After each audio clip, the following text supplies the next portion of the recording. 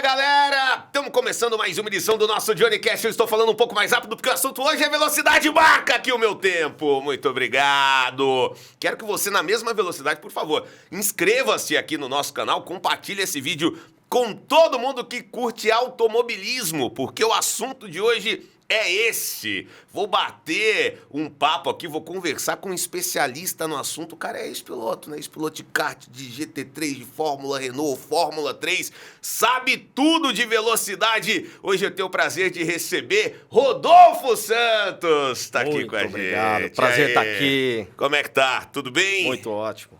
Você faz tudo rápido na vida, não? Posso falar mais devagar? Eu cheguei atrasado. Pois é. Se eras tão piloto de corrida, por que não acelerou um pouquinho mais? Você é a favor dos radares? Totalmente a favor dos radares. Que sim. Óbvio, né?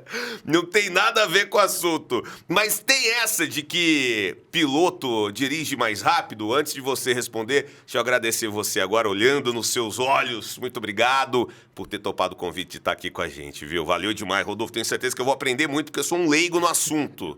Vamos lá. Mas você...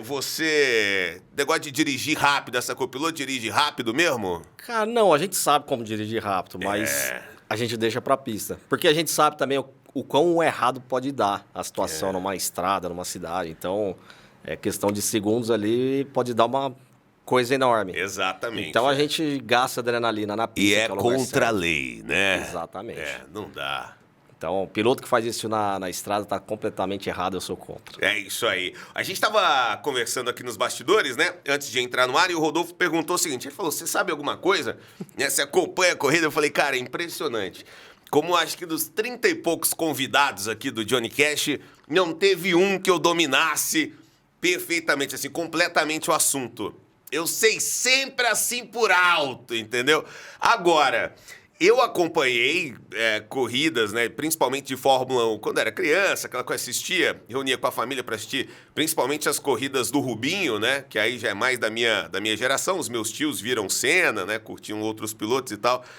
Mas eu trago comigo aqui uma frase do meu tio Nelson, que o meu tio Nelson não gosta de automobilismo. E ele fala assim, porque quem corre é o carro, entendeu? Quem ganha... É verdade isso? Quanto melhor é o carro que ganha corrida? A Red Bull tá melhor, ela vai se dar melhor? Ou o piloto é muito importante, mesmo com toda a tecnologia que os carros trazem? Então, na verdade é que as pessoas esquecem que a Fórmula 1, na verdade, ela é um campeonato de construtores de carro. Uhum. Então, é o conjunto. Cada um é obrigado a construir seu próprio carro. Então, é uma competição de construtores de carro. E aí você tem que ter o piloto para entregar o resultado. Então, assim, hoje você citou a Red Bull. A gente tem hoje um fenômeno que é o Max Verstappen. Talvez vai entrar na história como um dos maiores, está entrando já. E o companheiro de equipe dele tem 3 corridas que não vai para a parte final ali dos 10 mais rápidos na classificação. E tem 3 corridas que ele não chega no pódio. Então, como é que você me fala que um talento não faz diferença? O Verstappen ganha toda a corrida com sobra. O companheiro de equipe dele não está entregando nenhum pódiozinho. É o mesminho carro, mesminho ajuste, tudo certinho ali, não? Não, assim. Na verdade, assim, você sai 2 carros de fábrica. Isso desde o kart é assim. Não tem como ser exatamente igual. Sempre tem um que, por alguma razão, tem alguma grama ali a mais, a menos, que vai fazer andar um pouquinho melhor que o outro. Por algum motivo, ele sempre vai diferenciar um pouquinho. Mas é o mesmo carro. Os pilotos, eles começam o final de semana sendo construídos desde o primeiro treino. Então, o carro começa com um setup padrão. E aí eles vão alterando o carro conforme eles vão... eu quero que dá mais aderência aqui na frente, quero que faz isso, aquilo. Ao longo do final de semana. Se um piloto escolhe um caminho errado, chega no domingo, na hora da corrida, o carro dele está bem pior em termos de performance do que o do companheiro dele. Entendi. Essa é a diferença. Mas não existe isso de equipe querer piorar um carro para o piloto e beneficiar outro. Lógico, por exemplo, se tem uma peça que eles querem testar, eles não sabem se vai dar certo, põe para o segundo. Põe se der errado, isso acontece. Uhum. Mas no caso da Red Bull, por exemplo, não é esse o motivo. Entendi. Ô, Rodolfo, você não corre mais. Você hoje se dedica ao seu conteúdo nas redes sociais, que inclusive tá bombando. Caramba, cara. tem uma audiência muito grande para as coisas que você fala sobre automobilismo, assim. É claro que a gente sabe que o brasileiro curte demais o automobilismo, mas quando você começou a produzir, você imaginava que você fosse crescer tão rápido assim? Na verdade, eu comecei a produzir sem querer. Essa é a realidade, assim. Não foi uma coisa que eu falei, vou começar a fazer conteúdo. Eu fiz um vídeo, viralizou numa plataforma. Pode falar, amigo, aqui no... Eu fiz um vídeo no TikTok, viralizou sem querer. Não era a minha... Eu fui dormir, postei e fui dormir. Acordei, tinha lá 180 mil views. Caramba! Pô, é bastante. E aí eu recebi muita pergunta sobre aquele vídeo. Eu fiz um vídeo respondendo essas perguntas. Legal. E aí esse eu não tive controle. Esse, sei lá, passou dos 3, 4 milhões, tanto o TikTok quanto o Instagram. Aí o Felipe Massa postou o vídeo, que era um vídeo mostrando como é a vida de piloto, a preparação física e como eles sofrem para pilotar o Fórmula 1. Entendi. Muita gente, inclusive, era respondendo essa pergunta. Pilotar um Fórmula 1 é só sentar, virar o volante e não sei o que, não. Mas nem no PlayStation né? Nem no PlayStation é fácil Tira as controlar assistências aquele do negócio. PlayStation e Exato. vai. Não tem como. Não Tem como jogar sem assistência. Imagina lá, né? A força que aquilo exerce sobre você. É a força G, né? É impressionante. Assim, Você imagina um esporte que realmente é sentado, mas que a média cardíaca durante 1h30 fica 170 BPM com picos de 200. Caramba. Você atinge o 100% ali do seu BPM máximo ali várias vezes durante a corrida. Exato. E você está sentado. E assim, há uma velocidade altíssima que não te permite dar uma distraída. Exato. Outros esportes, você dá ali você dá uma coçadinha, você dá uma olhada, uma relaxada, uma alongada e tudo. Ali, você tá na tensão de acelerar e ligado o tempo todo, né? Sei lá, 2 horas de corrida, você tá 2 horas ali concentrado, né? É um esporte impressionante, assim. Eu sou suspeito para falar. Eu sou apaixonado por Fórmula 1, principalmente. Mas você tem câmeras on-boards, por exemplo. Tem uma que eu postei já, que é do Sebastian Vettel num GP de Singapura. Que a câmera tá de frente pro capacete dele. Uhum. Ele faz uma volta inteira de classificação sem piscar nenhuma vez. Caramba! Não vou lembrar o tempo da volta, mas 1 minuto e 20, 1 minuto e 30. Isso, cara? Sem piscar nenhuma vez. E toda vez que você vê um close perto assim do olho do piloto, você vê que ele não pisca. O olho tá muito aberto e eles não piscam. Você não vai ver piloto de Fórmula 1 piscando quando você vê um take assim de perto. É impressionante. O automobilismo não é tão diferente de outros esportes quando a gente pensa... Quando é que é bom começar a praticar, né? A maioria começa já muito jovem, criança mesmo, para conseguir ir subindo os degraus, né? Acho que todo mundo começa no kart, né? Não. Exato. Todo mundo começa no kart. Você começou no kart né? também? Se quer chegar numa Fórmula 1 da vida, tem que ser. Tem que ser por quê? Porque o kart é a base de tudo. Então, o kart ele permite o piloto errar, ele permite o piloto aprender alguns fundamentos que ele vai usar até na Fórmula 1. Quando você sobe do kart, você começa a ir para o monoposto, um Fórmula 4, Fórmula 3, você não pode treinar. Um erro que você dá, você vai estampar no muro, você pode se machucar e é muito caro. Sim. Então, a gente está falando de uma temporada de Fórmula 4, que é o primeiro degrau. Nós estamos falando de R$1 milhão de reais o ano. E aí você vai para a Europa, é 500 mil euros. Então, assim, uma pancadinha que você dá, sai cara a brincadeira. O custo para competir é isso? Para competir. Tá, então a gente já vai dizer, que eu acho que muita gente já imagina, é um esporte caríssimo, né? Caríssimo. Talvez não, é o esporte mais caro do planeta. Mas aí como é que se começa a praticar? Você quis praticar ou você fez por influência de alguém, assim? Seu pai queria te colocar, ele gostava de corrida, como é que foi? Não, um amigo de família que o filho já tinha corrido lá em Brasília, ele resolveu me dar aqueles presentes de grego, sabe? Me deu um capacete e um macacão. E aí, eu não sabia nem o que era de direito, para te falar a verdade. Eu tinha lá meus 6 anos de idade. E aí eu pedi pro meu pai correr, meu pai falou, tá, você quer correr? Tá bom. E organizou para eu andar de kart. E aí eu fui bem. Quando eu sentei no kart, eu fui bem. E aí meu pai começou a me dar apoio e eu comecei a correr com 7 anos. 7 anos de idade.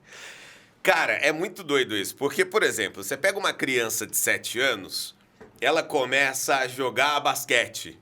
Pode ser que com 15 ela desista, assim, porque não vai ter o porte físico. Enfim, isso influencia também, né? O corpo, envergadura, enfim, não vai ter. Pra Fórmula 1, pra corrida, de modo geral, você tem que caber no carro, né? Que você tem que ter um tipo de corpo ideal também. Como é que é isso? Tem muita gente que para no meio do caminho porque não se adapta? A tamanho, não.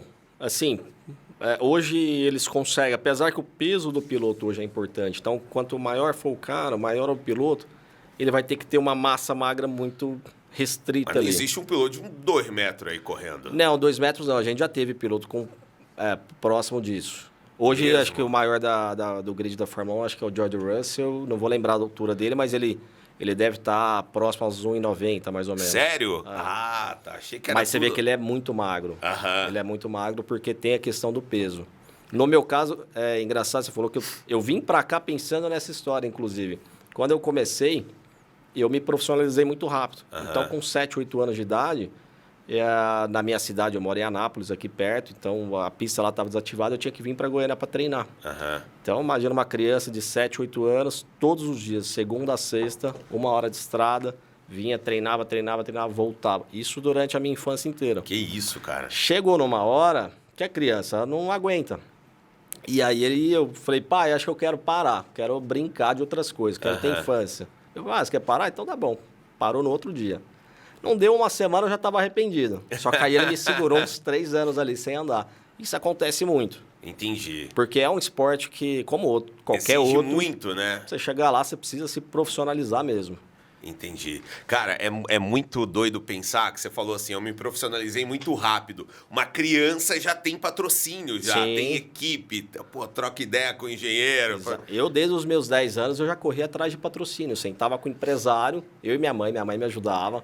E eu fazia meus projetos já de patrocínio, vendendo espaço e tudo. Então, desde cedo. Quando você é um piloto assim, você vira o doidão do carro, o loucão do carro, você analisa tudo num carro. Por exemplo, você tem um carro que você dirige na cidade, enfim, para fazer o seu corre. Você começa a ficar muito chato com o carro, não? Eu confesso que eu não. Eu não tenho muito essa noia. Eu já tive um pouco mais. Mas eu sou bem mais tranquilo, assim, bem mais relaxado com carro de rua. Eu não tento... Assim, lógico, você tá vendo um probleminha ali, eu acho que a gente consegue identificar mais rápido um problema. E aí você vai atrás, mas eu não fico aquele cara que fica procurando, eu não sou muito detalhista em pintura, essas coisas, eu não sou muito chato nisso, não. É mal o negócio da velocidade mesmo. Velocidade e performance. Performance, isso é bom. Cara, eu confesso que eu entendo nada de carro. Nada. E a gente tem um negócio no Brasil que todos os carros são ruins. Porque eu digo para um amigo meu, vou comprar um Ford. Não, mas Ford não, você tá maluco? Tu vai... Pô, então eu vou comprar um Chevrolet. Não, cara, você tá doido. Pô, não. Então eu vou comprar uma BMW. Pô, carro importado não vai. Sabe, todo carro é ruim, assim. Então o brasileiro tem muito disso, de entender muito, mas parece que todos têm algum defeito, assim, né? O brasileiro é especialista, né? E é legal isso, porque o brasileiro criou uma paixão com o automobilismo, com o carro em geral, assim, acho que desde Emerson Fittipaldi ali pra frente. Então, o brasileiro ama automobilismo. E nas minhas redes sociais é uma surpresa. Eu tenho muita gente escrevendo para mim que tinha afastado da Fórmula 1, principalmente depois do Senna. Aí não tem mais brasileiro. E aí as pessoas estão falando, eu voltei a gostar de Fórmula 1 porque eu passei a entender um pouquinho mais com você. Isso para mim é super gratificante. Eu já ouvi falar, eu confesso que eu não tenho acompanhado muito, que a Fórmula 1 perdeu um pouco a graça. Você acha isso? Não, assim... A gente que é brasileiro, lógico, a gente gostaria de estar torcendo para brasileiro lá. Mas as pessoas pensam que só um está dominando. A Fórmula 1 sempre foi assim. Sempre foi. Porque como ela é tecnologia, sempre vai ter alguém que vai dominar a tecnologia. E aí casa de ter um piloto espetacular naquele carro e não tem jeito. E aí, às vezes, você assiste pelo espetáculo mesmo. Você quer ver o cara correr, né? Exato. Assim, a gente teve essa sorte de ter o Senna, que era um cara... fora do comum, dentro de um carro que também era fora do comum. Só que a gente não se importava, porque era o nosso piloto vencendo. Então, se você pegar o carro do Senna lá de 88, que é o carro da McLaren, eles venceram 15 corridas de 16 no ano. Mas ninguém achou chato. Exato, Então, depois a gente teve vários. Teve Schumacher na época na era da Ferrari, depois teve o Alonso com a Renault 2 anos, Red Bull 4 anos com o Vettel, Hamilton depois com o Mercedes e agora estamos vivendo a era do Verstappen com a Red Bull. Isso acontece em outros esportes. Por exemplo, a gente não aceita uma seleção brasileira de futebol mediana. Ela não pode... Ela tem que ganhar sempre, assim. Ela não pode ganhar a Copa das Confederações num ano e no outro ano perder a Copa do Mundo, assim. Isso é é proibido, assim, ter resultados ruins, né? Então, a gente cobra muito. Então, acho que essa coisa de quem acha chato, acho que é por isso mesmo, assim. Não tem um brasileiro ali pra assim, deixar legal. E mesmo, por exemplo, a gente tinha o Rubinho. Numa época, assim, cara, o Rubinho é um dos caras mais espetaculares, assim, de piloto, de qualidade técnica e tudo. E brasileiro parece que não dava tanto valor. Você tinha um cara ali que era... Você tinha o Schumacher, que é um cara que tá entre os 5 maiores da história. E o outro era ele. E era ele. E O ele outro da entregava equipe resultado. era ele. Às vezes ele superava o Schumacher e tudo. Então o brasileiro parece que ele não... Você acha... O que você acha dessas piadas que fazem com o Rubinho, que relacionam Rubinho à lentidão, enfim... rola muito isso na internet, acho né? que Rola muito bastante, meme disso, Diminuiu bastante, até porque... E é engraçado isso, o Rubinho agora na Stock Car, talvez eu vou até errar a idade dele, mas se ele não tiver nos 50, ele tá próximo aos 50. Acho que ele já fez 50. E ele foi campeão ano passado, segunda vez já. E assim, você olha o grid, é um grid espetacular da Stock Car, assim, vários ex-pilotos de Fórmula 1, o Felipe Massa tá lá, Tony Canan tá lá. E parece que o brasileiro agora tá enxergando a qualidade do Rubinho. Eu acho que diminuiu bastante por causa disso também, essas piadas. E acho que são extremamente desnecessárias, não valorizam o ídolo que a gente tem, que é ele. Ele é fora do sério, assim. Ele foi campeão brasileiro de kart na minha cidade, em 87. Até hoje, a gente escuta lá na cidade. O Rubinho foi um dos melhores kartistas que passaram por aqui. O Rubinho é espetacular. O Rubinho, eu tenho uma lembrança muito boa, que é justamente da primeira vitória do Rubinho na Fórmula 1, que foi uma corrida que ele largou muito atrás, né? Muito atrás. Se eu não estiver enganado, ele largou em, sei lá, 18º, um negócio assim. E ele veio fazendo uma corrida de recuperação. Ele tomou uma decisão contra a ordem da equipe. Assim, a equipe, acho que tá na hora de pôr o pneu, falou, não. E tava chovendo, e ele segurou até o fim, em Silverstone. E você sabe o que é engraçado? Eu fiz uma live essa semana. Chorei horrores. Eu chorei, meus tios Você lembra choraram. da comemoração, onde você tava, tudo? Lembro exatamente onde eu tava, no sofá que eu tava. Eu lembro de olhar pro meu tio. Meu tio tava sentado no chão assistindo TV. Lembro dele chorando e eu chorando.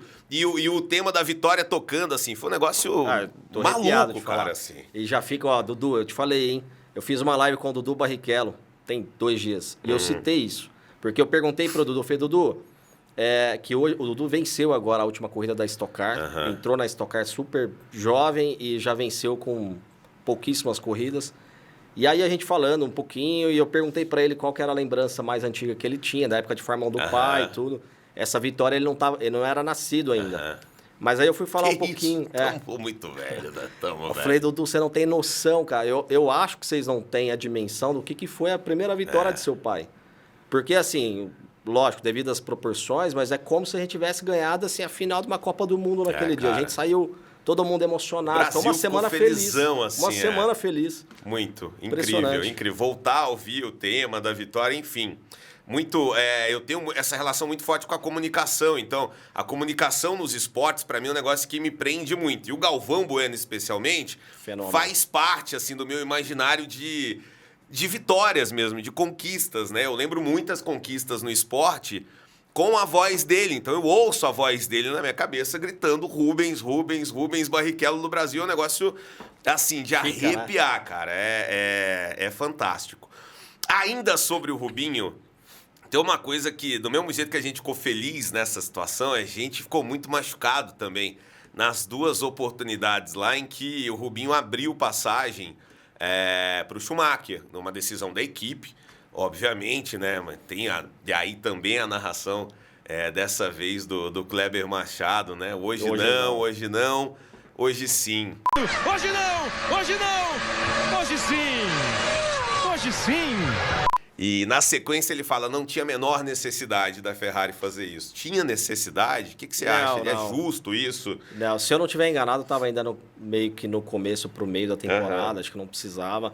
E assim, pensar pelo lado do Rubinho não tinha muito o que ele fazer, porque só ele sabe o que ele escutou no rádio nas últimas voltas.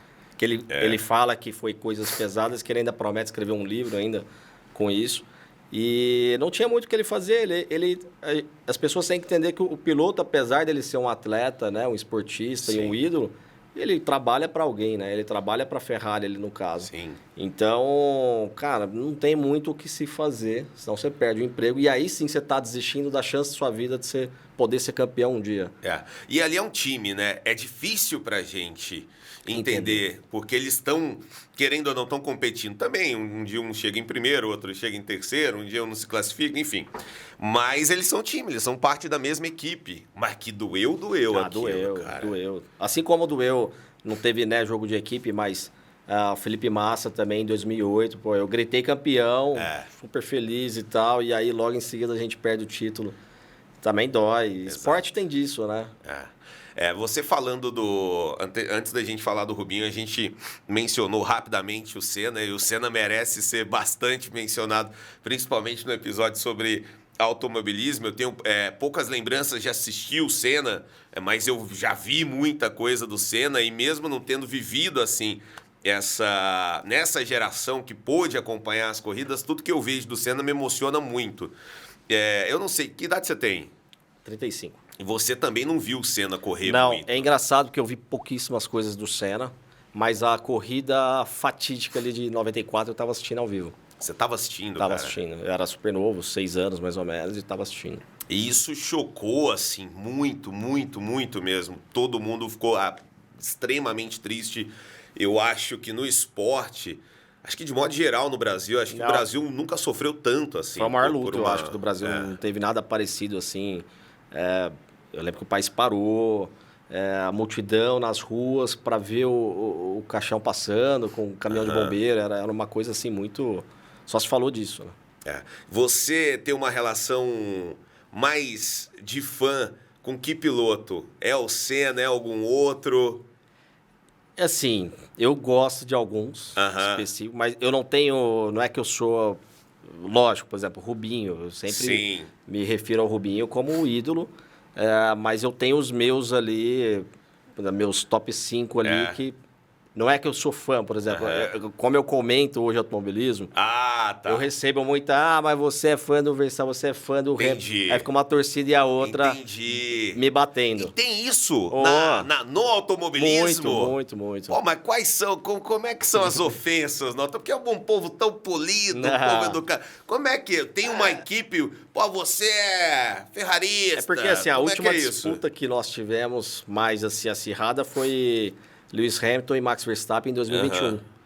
E até o final do campeonato foi super polêmico. Então, a torcida de um com a torcida de outro... Hoje, se eu defender um, eu recebo da outra. Caramba! E eu falo bem dos dois, porque são dois gênios, dois fenômenos. Só que o Hamilton, hoje, para mim, ele, se você pegar no contexto geral do esporte, ele é o maior que já teve. Não só em números, mas o que ele representa dentro, fora, como esportista, enfim. Isso, bom, porque o Hamilton, ele é fã declarado do Ayrton. Sim. Né? Muito fã do Ayrton, tem o Ayrton Senna como uma grande referência.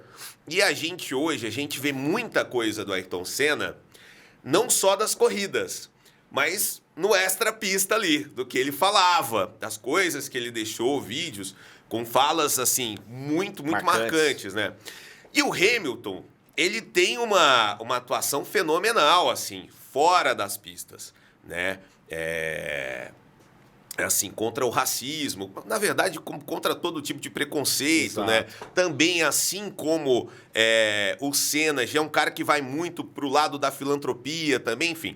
Só que tem gente que vira um pouco assim, não gosta muito do Hamilton se posicionar, repito, com coisas que ele tem mesmo que se posicionar, são coisas importantíssimas. Mas tem gente que reclama, que, não, cara, pô, vai correr, vai pilotar. Cara, eu penso que o Hamilton se espelha um pouco no Ayrton com relação a isso. Eu acho que ele viu o Ayrton fazendo de alguma forma e hoje ele faz uma proporção, porque hoje a gente tem internet e tudo, ele consegue fazer isso numa dimensão maior. E eu enxergo que ele consegue entender o tamanho que ele representa no esporte e fora do esporte. Então ele sabe que ele é uma voz ouvida pelo mundo inteiro. E ele realmente, ele defende qualquer causa que ele acredita e querendo ou não, a gente sabe que tem muita também questão do racismo é muito forte. Exato. E ele sofreu muito na infância. Eu fiz um vídeo sobre ele e é umas coisas assim muito loucas. O Hamilton, pouca gente sabe, mas ele é faixa preta de karatê e ele foi faixa preta aos 10 anos de idade, 10 ou 11 anos de idade, porque ele e o pai dele começaram a treinar karatê pelo racismo que sofriam na pista de kart. Que eles, toda vez que ele ganhava, tinha uma coisa pra cima deles, uma agressão, sempre com ele era um pouco pior. Que merda, cara. E aí eles se viram na necessidade de falar, não, a gente precisa aprender a se defender. Olha a que ponto que chega. E o cara tá onde tá, incomoda muita gente. Eu vejo por esse lado. O Hamilton tem uma história de ele ter sido patrocinado muito jovem também. Não tem uma história de... Tem. O Hamilton, ele já foi meio que contratado, assim, ainda na adolescência, não foi, para correr? Ele é campeão inglês de kart, isso nos 10 anos de idade. E aí o evento era... A McLaren fazia parte do evento. A McLaren da Fórmula 1. E aí na cerimônia de entrega ali, porque aí são todos os pilotos recebendo prêmios ali e tudo. O Ron Dennis, que era o cara que mandava na McLaren, estava no evento, o Hamilton vai lá, e aí eu li essa história no livro dele, narrei essa história também. Ele leva um livrinho... Então foi no seu Instagram que eu vi. Pode ser. Foi lá. Ele tinha um caderninho de autógrafo. E ele chega pro Ron Dennis para pedir um autógrafo, fala assim, oi, tudo bem? Sou o Hamilton, sou campeão de não sei o que de kart. Você pode assinar, mas coloca seu telefone e o seu endereço também, por favor. E aí o Ron Dennis ri, escreve o telefone e fala, me liga em, se eu não me engano, 3 anos. Ou, não, me liga em 9 anos. E aí, no outro ano, o Hamilton é campeão de novo, tá lá no evento de novo. No outro ano é campeão de novo, tá no evento de novo. Na quarta vez, o Ron Dennis não esperou e ele mesmo ligou pro Hamilton oferecendo o contrato para ele. Cara, isso É muito louco a história. Tem uma história muito boa. Uma história não, tem um vídeo que a Barilla, até aquela marca de massa, produziu. Não sei se você chegou a ver esse vídeo.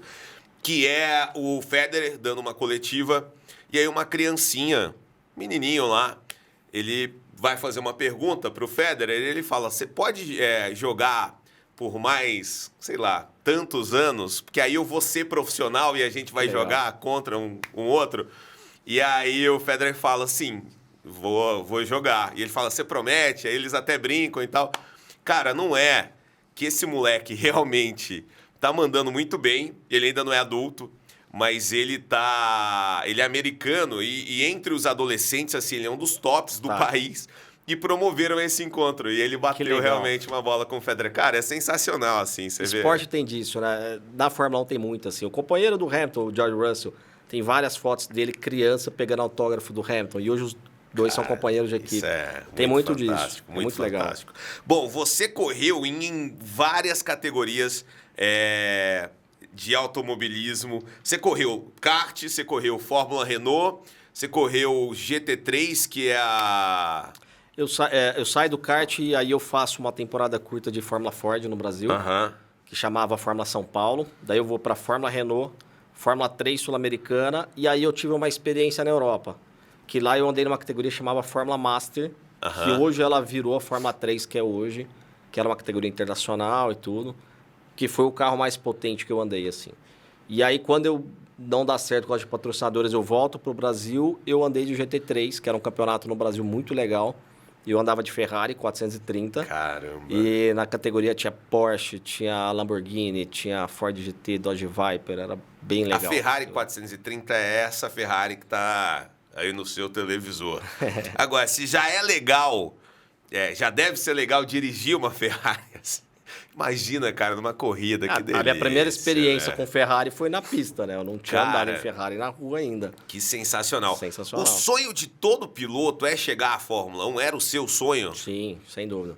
Não é todo piloto. Você tem piloto que às vezes já está enxergando o andar de Stock Car aqui no Brasil, ou o mercado americano também, mas 90% é Fórmula 1.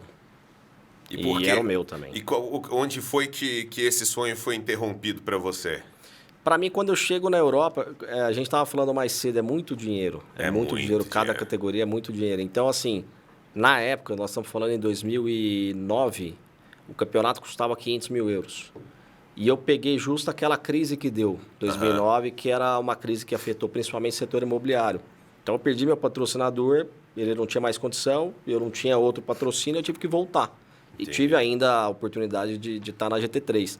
Mas o problema que pega para nós brasileiros é isso, é a questão principalmente do câmbio. 500 mil euros para o europeu é uma coisa, para o brasileiro é outra. Então isso pega muito.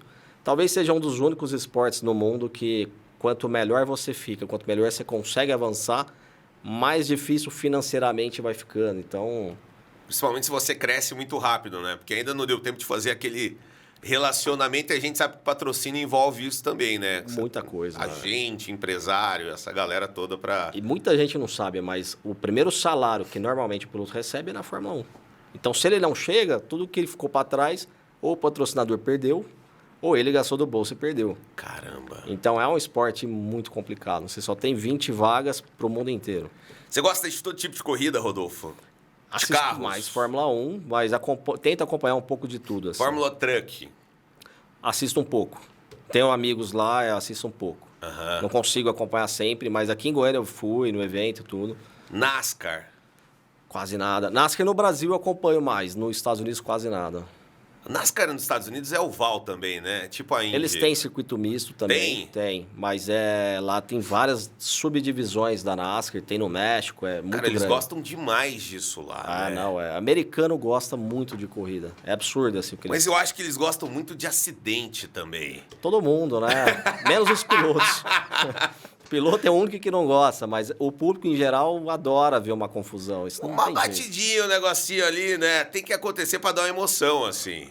Pra quem tá de fora é bom. É. Pra quem tá lá dentro a emoção é diferente. Exato, é. Eu imagino que ao mesmo tempo que dá essa adrenalina, essa coisa boa, deve dar um baita do medo também, assim, né? Não é bem medo, porque não dá tempo pra você sentir medo. A verdade é essa. E o dia que o piloto sente medo, pode parar. Entendi. Porque a hora que ele sentar no carro, ele não vai ser o mesmo. Entendi. Então, assim, a gente fica apreensivo. Quando você vê que vai acontecer alguma coisa, você age no instinto, no reflexo. Mas não dá tempo de ter medo, é muito rápido. Tem um cara, assim, na Fórmula 1 ou das corridas que você já viu, das categorias que você já viu, tem um cara que é meio Felipe Melo, assim, do esporte, assim, que é um cara meio que ninguém curte, assim. Fala, mano, esse cara é mó desonesto aí, pô, e... Assim, quem sabe, tem... faz de propósito umas coisas. Não, proposital, talvez o único que possa se assemelhar um pouco assim, mas que vou apanhar, mas é mesmo. Ele tem parado de fazer isso porque ele tá lá na frente, que é o Max Verstappen. É porque, assim, o Max, ele foi um dos pilotos mais jovens, acho que é o mais jovem a ter entrado na Fórmula 1. Mudaram a regra por causa dele, ele entrou com 17 anos. Caramba. Então ele entrou muito novo, muito inexperiente e fez muita coisa errada. Ele acertava muita gente, enfim, ele batia muito. Ele amadureceu muito rápido. Só que ele é muito agressivo. E ele lembra o Senna. O Senna também era muito agressivo. O Senna não vendia barato para ninguém. O Senna, ele deixava a decisão se vai bater ou não pro outro cara. Ele se jogava e aí, ó, você resolve se bate ou não bate. Se não quiser bater, é só tirar o pé e deixa eu passar. E o Verstappen fez isso com o Hamilton 2021, o ano inteiro. Então ele tem um pouco essa fama de um pouco mais sujo, vai. Tinha um japonês que corria... Eu não lembro agora se era eu não lembro. Na época do Rubinho tinha um japa lá, que também era muito louco. Não sei se era o Sato. O Sato era muito bom. Mas que também ele vinha meio... O Sato era meio louco. Agressivão, assim. O Sato assim, anda bem lá na Indy, ele foi pra Indy. Legal. O Sato era um bom piloto, ele era muito agressivo. Montoya era muito agressivo. Montoya, Juan Pablo Montoya. Eu acho que a gente tinha uma safra mais agressiva lá atrás, eu acho que perdeu um pouquinho, Acho que por isso as corridas eram... Sei lá, eram mais emocionantes para esse público que não tá tão ligado. Eu acho que quando as pessoas falam, pô, perdeu um pouco a graça, acho que a gente via mais competitiva, assim. Você não acha? Algumas coisas acho que contribuíram, assim, o barulho do carro. Né? A gente tinha um motor, chegamos a ter motor V12, girando 20 mil giros. Hoje o motor é limitado no giro, 15 mil giros, que é muito, mas não faz o mesmo barulho. Hoje o motor ele é 1.6, um motor bem menor, V6. Então, a gente perdeu aquela agressividade do motor e os carros foram ficando maiores e mais pesados. E eu acho que isso perdeu a agilidade do carro. Antes... as movimentações assim repentinas eram mais rápidas. Hoje não. Hoje você tem um carro que pesa quase 800 quilos, em comparação com 500 que era no passado. Acho que isso ajudou um pouco essa falta de ação. Me conta um negócio aqui. Quem que é a pergunta que eu acho que ninguém faz, perguntar por alto aqui. Quem é o melhor piloto brasileiro de todos os tempos? Não tem jeito. Aí é Senna, não tem como. Não tem nem polêmica. Eu achei que você fosse ficar naquela Não. Tem que ver. Não, é o Senna mesmo. É o Senna. Assim, a gente tem... Eu acho até que ele não é o mais importante. Talvez vou apanhar por causa disso também. Mas eu acho que o Emerson Fittipaldi foi o cara mais importante pensando no automobilismo brasileiro. Ele foi o cara que abriu as portas para tudo. Colocar o Brasil nesse cenário. Sem ele não tinha os outros. Sem ele o Senna provavelmente talvez nem existiria na Fórmula 1. Então acho que o Emerson foi o mais importante. O Senna de qualidade foi o melhor.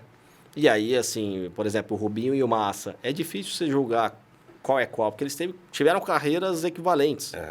Então, assim, a gente teve uma safra muito boa. Piquet, enfim.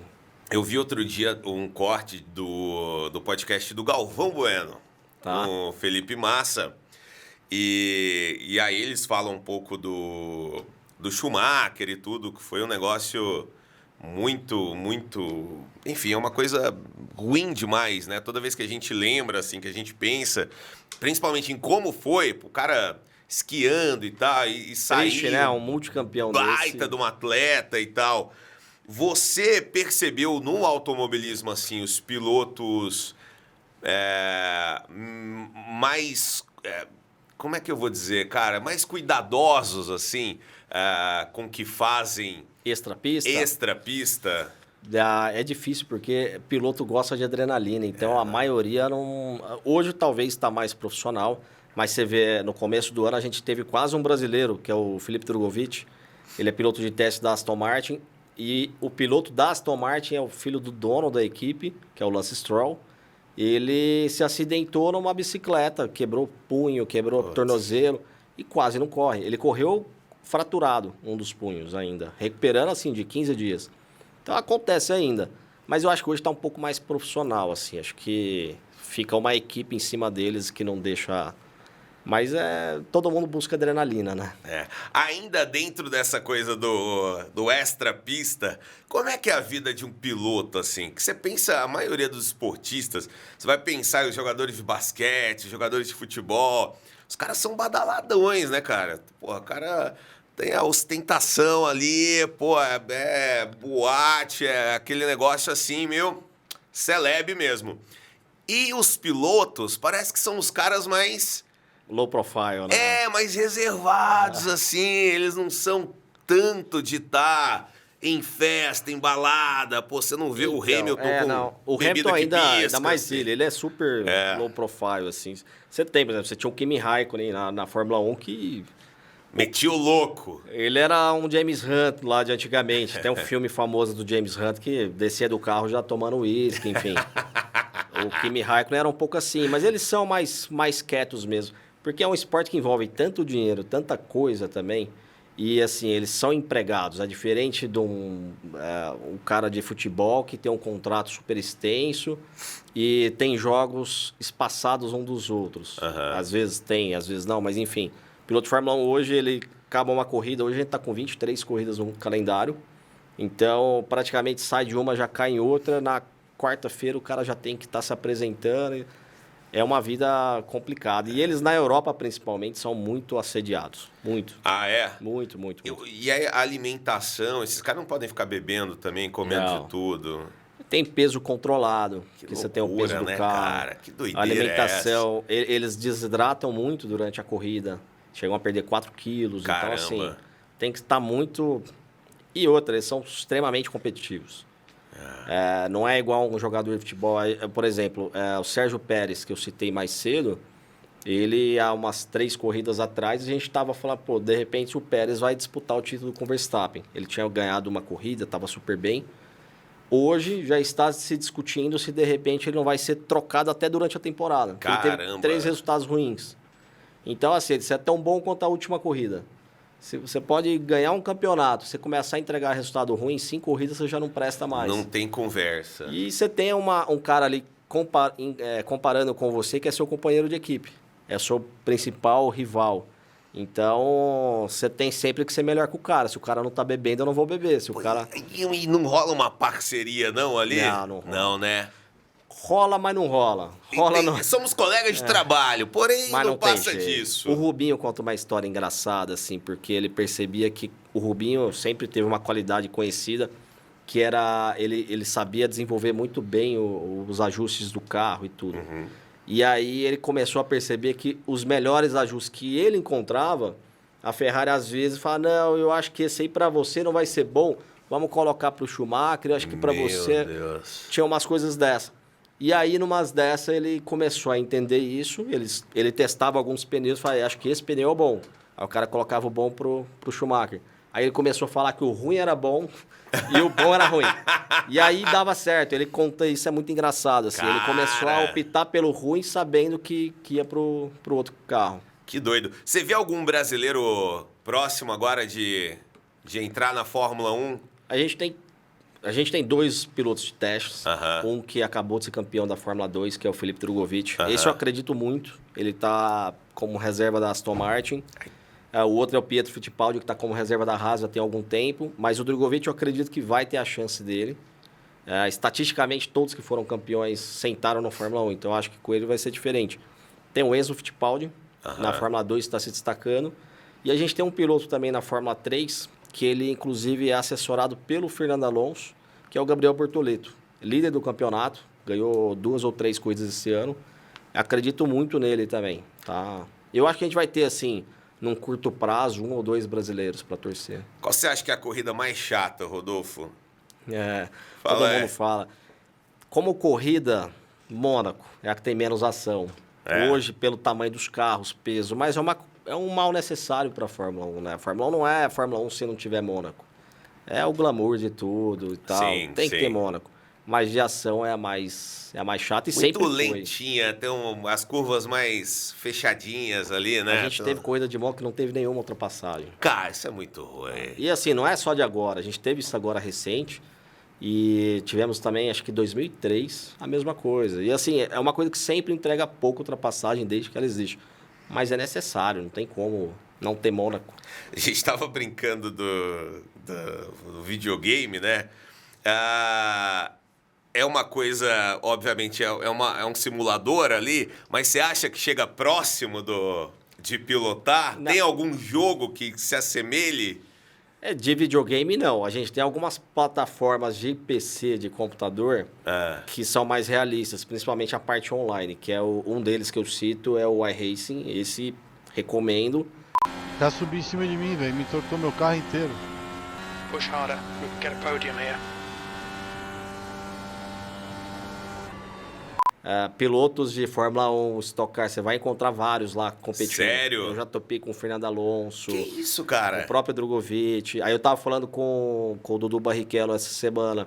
Ele contando que jogou com o Verstappen. O Verstappen, se eu não me engano, ele tá entre os 3 melhores do mundo do virtual.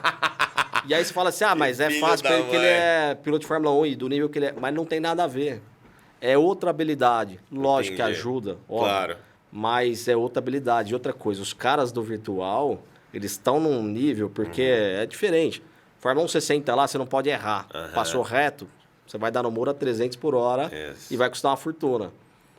Lá no virtual, você deu errado, você dá reset. Você deu errado, dá reset.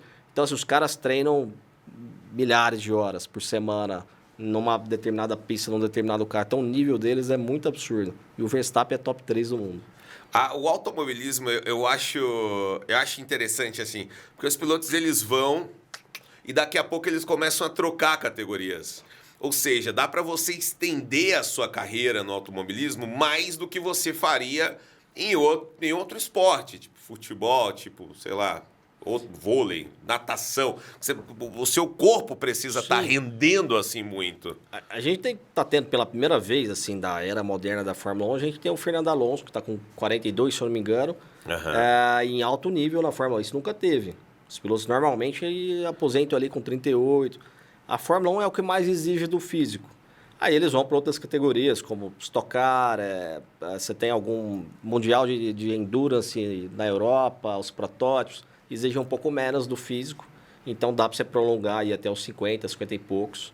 Mas realmente, acho que não consigo ver outro esporte que tem essa Que você consiga fazer isso e ainda se manter em alto nível num campeonato mundial e tudo. Acho que o automobilismo é um dos poucos que proporciona. Aqui em Goiânia, a gente tem uma tradição de autódromo, assim, muito grande, né, cara? As pessoas gostam de ir pro autódromo, enfim, acompanhar. Stock Car rola aqui em Goiânia, né? Fórmula Truck rola aqui em Goiânia, outras categorias, até de moto, velocidade, enfim. A gente gosta disso. O que você acha do nosso autódromo e o que você acha das pistas no Brasil como um todo? Você acha que nós estamos no nível bacana ou... Não, assim, falando de pista de traçado, a gente tem vários aqui sensacionais.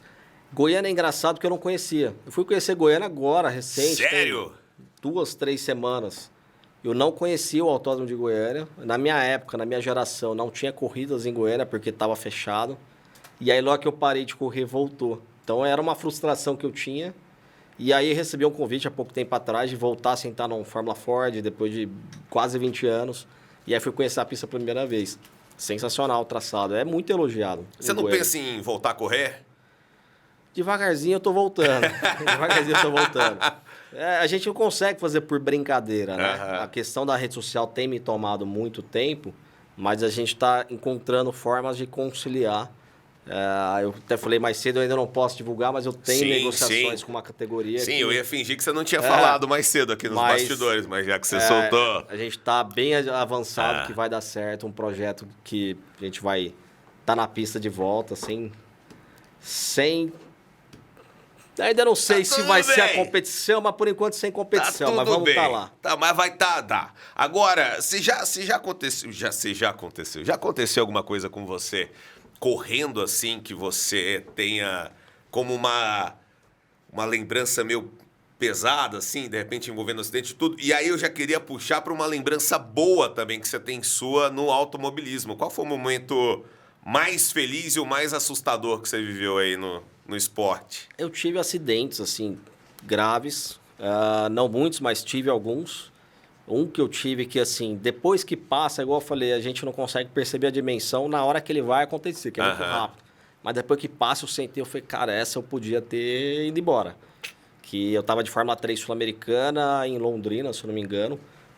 E eu disputando ali na frente, terceiro, quarto colocado, não lembro. E um piloto que saiu lá de trás, atravessou a pista por fora da pista, perdeu o controle e me acertou numa batida que a gente chama de batida em T, que é a batida mais complicada do automobilismo. Nossa. Porque você recebe uma aceleração lateral muito forte, pode quebrar cervical e tudo.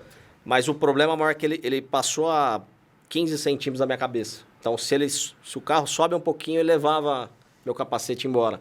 Essa eu assustei, cara. Que essa fez um buraco no cockpit, que é fibra de carbono, assim, muito grossa.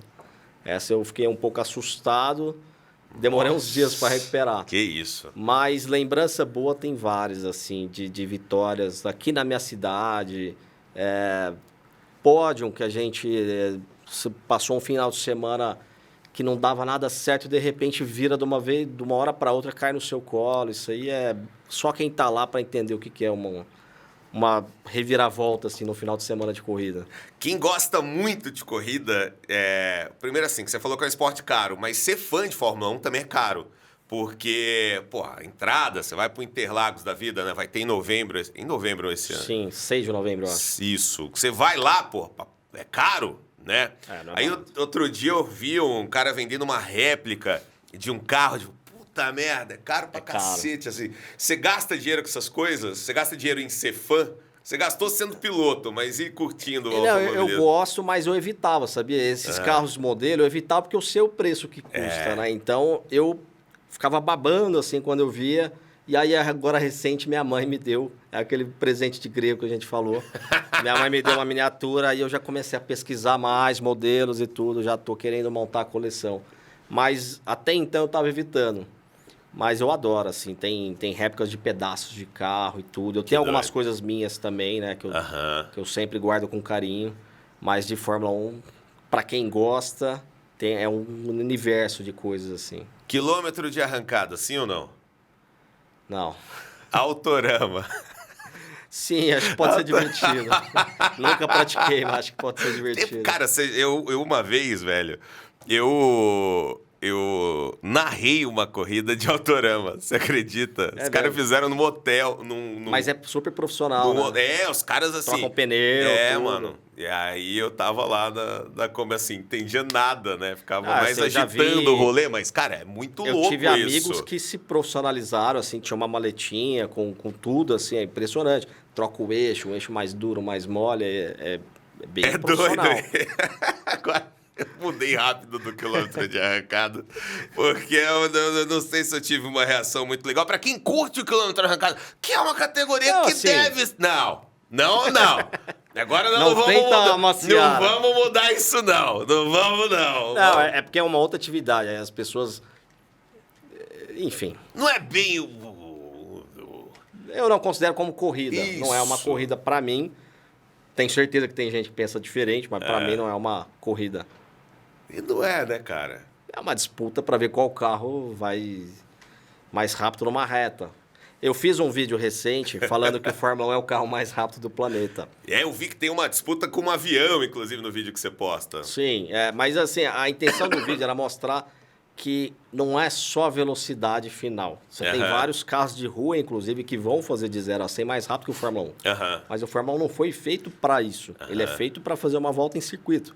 Entendi. E eu fui mostrando com números que, assim, você pega os carros de qualquer categoria no mundo, Fórmula Indy, Mundial de Endurance e tudo, não chega perto. O carro que mais aproxima seria o Fórmula Indy e a Ferrari, que venceu agora a Le Mans, que é do Hipercarros, e vai ficar ali 13, 14 segundos atrás do Fórmula 1 numa volta em circuito. Mas que teve de gente que falou, mas e o Bugatti? E não sei o quê?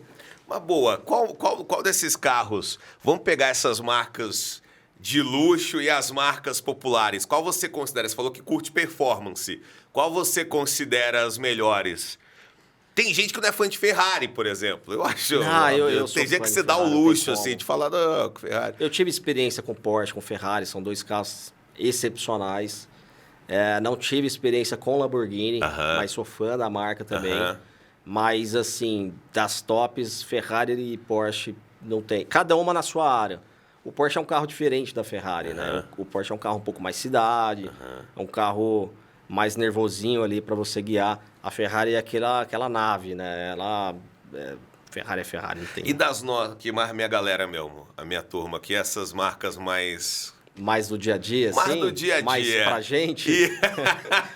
Eu gosto muito de Honda, cara. Honda? Sou apaixonado em Honda. Honda. Aí eu tô escolhendo assim, BMW, Mercedes, tô deixando pra lá. Sim, claro. Mas dessas, eu gosto Entre muito de BMW Honda. e Mercedes. Eu sou mercedista. Aí é uma questão minha, eu acho que eles priorizam mais o acabamento e tudo, eu sou mais mercedista. Boa. Aí já fica a dica para quem for comprar. Não for comprar um Civic, já mete uma Mercedes aí. É o pulo, né? Rodolfo, bom demais, cara, obrigado, bater esse papo com você. Cara, eu não sei se a gente falou tudo que dava para falar nessa conversa, mas acho que a gente falou muita coisa interessante. Foi ótimo, assim. Eu não me senti tão leigo. Consegui bater esse papo com você, porque você tem esse dom de passar esse conteúdo de uma maneira que fique interessante, até para quem, como eu, não tá tão inserido no mundo do automobilismo e desperta a curiosidade, porque agora eu quero ver quem são os caras ali da Fórmula 1, quero assistir as corridas, e eu espero que tenha despertado esse desejo também em quem tá assistindo o episódio, quem chegou até aqui, muito obrigado.